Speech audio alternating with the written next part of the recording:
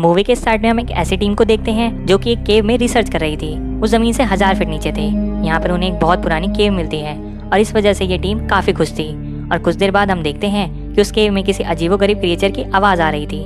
Bat यानी चमगादड़ जैसे देखने वाले ये क्रिएचर इन टीम पर हमला कर देते हैं और कुछ देर में ये उन्हें मार देते हैं। और अब ये ऊपर की तरफ यानी जमीन पर आ गए थे और हमें एक लड़की दिखाई जाती है जिसका नाम एली है और वो अपने कानों से सुन नहीं सकती थी। आसपास के बच्चे उसे बहुत तंग करते हैं। वो अपनी फैमिली से इशारों में यानी साइन लैंग्वेज में बात किया करती थी। रात को एली अपनी फैमिली के साथ बैठकर डिनर कर रही होती है। वो सब लोग बहुत खुश होते हैं और एक दूसरे से बातें कर रहे होते हैं कि अचानक से टीवी पर न्यूज आती है कि पूरे यूनाइटेड स्टेट में चमगादड़ से देखने वाले अजीब सा क्रिएचर आ चुके हैं। ये सब कुछ डिस्ट्रॉय कर रहे हैं और इंसानों को मारकर खा रहे हैं। टीवी में खुद को सेव रखने के तरीके भी बताए जा रहे होते हैं कि इनसे बचने के लिए खुद को घर में लॉक रखना पड़ेगा और बिल्कुल खामोशी से बैठना पड़ेगा ताकि ये क्रिएचर किसी की आवाज न सुने। ये सुनकर वो सब घबरा जाते हैं। एली कहती है कि उनका शहर बहुत ज्यादा नॉइजी है, यानी उनके शहर में तो बहुत ज्यादा शोर है, तो इसी तरह से उनका बचना मुश्किल हो जाएगा। तो क्यों ना हम कंट्री साइड पर जाकर रहें जहाँ पर बिल्कुल खामोशी हो। ये सब यहाँ से जाने की तैयारी करते हैं। इनके साथ इनका नेबर ग्लेन भी आ जाता है और रास्ते में उन क्रिएचर से बचने के लिए वो अपने साथ गन भी रख लेता है।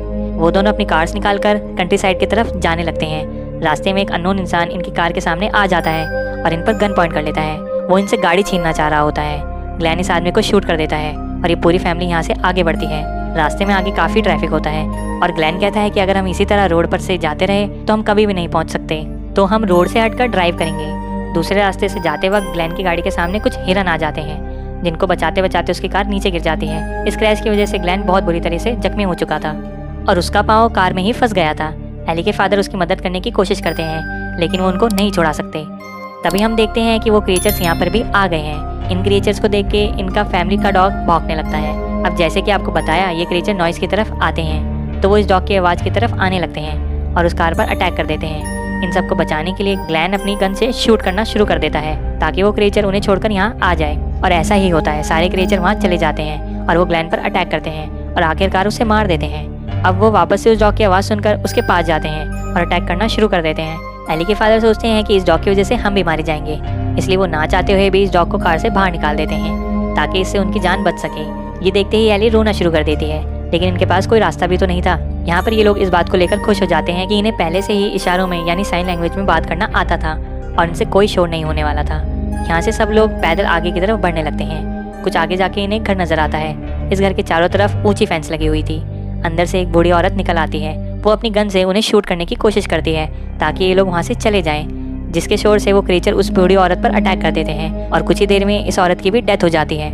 इस बूढ़ी औरत के मरने के बाद इस बूढ़ी औरत का पूरा घर खाली था और वो सब डिसाइड करते हैं कि हम सब इसी घर में रुकेंगे। उस घर के बाहर एक ड्रेनेज पाइप था। एली के फादर वहाँ से गुजरते हैं और बाकी फैमिली मेंबर्स कहते हैं कि वो उसमें से आ जाएं। लेकिन हम देखते हैं कि जब एली और एली का भाई उस ड्रेनेज पाइप में जाते हैं तो वहाँ पर बहुत ही ज़्यादा पॉइजन स्नेक यानी सांप होता है और जिसकी वजह से वो नहीं जा सकते।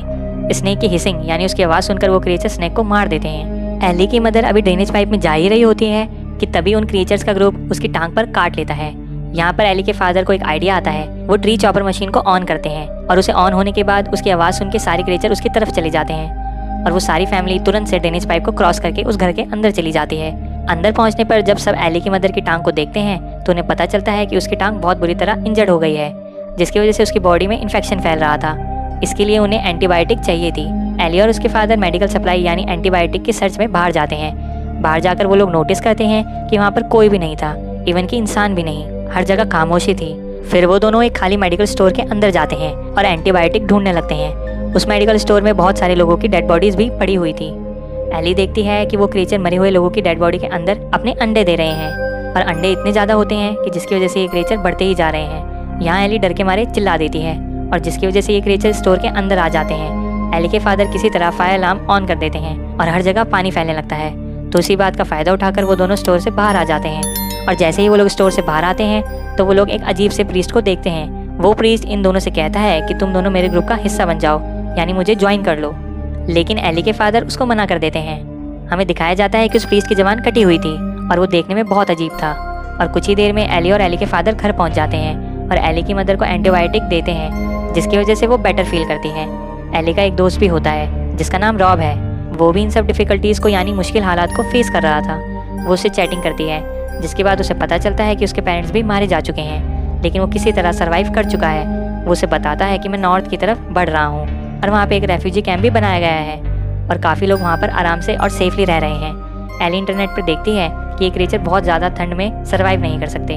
वो सोचती है कि अगर हम नॉर्थ यानी कोल्ड टेम्परेचर वाली साइड पर जाएं तो हमारे सर्वाइव के चांसेस ज़्यादा हो जाएंगे, यानी हम बच सकेंगे। अगले दिन हमें वो अजीब सा प्रीस्ट दोबारा दिखाया जाता है। वो अब एली के फैमिली के घर तक पहुँच चुका था। इसके साथ और भी लोग थे। यहाँ पे वो फिर से उस फैमिली को फोर्स करता है कि तुम मेरे ग्रुप को ज्वाइन कर लो। एली का फादर फिर से इस प्रीस्ट को मना करते हैं। यहाँ पर हमें दिखाया जाता है कि प्रीस्ट को सिर्फ एली में इंटरेस्ट था, यानी वो एली को अपने ग्रुप में ज्वाइन करना चाहता था क्योंकि एली की वजह से वो अपनी ग्रोथ कर सकता था, क्योंकि उसे अपना एक ग्रुप बनाना था जिसमें वो एक किंग की तरह रहे और उन सब पर रूल करे। एली के फादर घर के अंदर से गन निकाल कर ले आते हैं और उनसे कहते हैं कि चले जाओ। ये देखते ही प्रीस्ट और उसका ग्रुप चला जाता है। उसी रात हमें एक छोटी बच्ची दिखाई जाती है जो उनके घर के बाहर आती है। बच्ची अकेली होती है, इसलिए वो लोग उसे घर के अंदर बुला लेते हैं। वो उससे बातें कर रहे होते हैं कि एकदम से कई ज़्यादा अलार्म की आवाज़ आना शुरू हो जाती है। वो सब एक ही टाइम पर रिंग होना शुरू हो गए थे, जिसकी वजह से बहुत शोर हो रहा था। यहाँ पर हमें पता चलता है कि ये स्ट्रेंजर बच्ची उसी ग्रुप की मेंबर है और इसे प्रीस्ट ने भेजा है।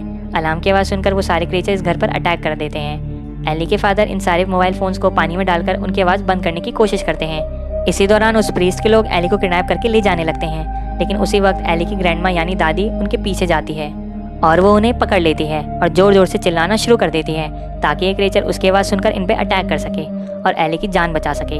और ये क्रिएचर वहाँ पर आ जाते हैं और उन सब पर अटैक कर देते हैं, लेकिन सैडली इस अटैक में एली की दादी भी मर जाती है।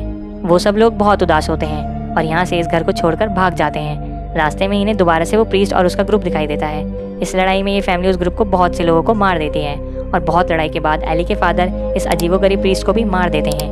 आगे के कुछ सीन्स में हमें दिखाया जाता है कि ये फैमिली नॉर्थ की तरफ जा रही होती है और फाइनली एली, उसका भाई, उसकी मदर और उसके फादर रेफ्यूजी कैंप पहुंच जाते हैं। वहाँ और भी ह्यूमन सर्वाइव कर रहे थे और रह रहे थे। और फिर मूवी के लास्ट सीन में हमें एली अपने दोस्त के साथ दिखाई जाती है और अब ये दोनों बो और एरो की हेल्प से उन क्रिएचर पर अटैक कर रहे थे और उन्हें मार रहे थे और उन्होंने इनको मारना सीख लिया था। और अब वो ये भी सीख चुके थे कि शोर किए बगैर एक दूसरे से कैसे बात की जा सकती है। और इसी के साथ ये मूवी यहीं पर एंड हो जाती है।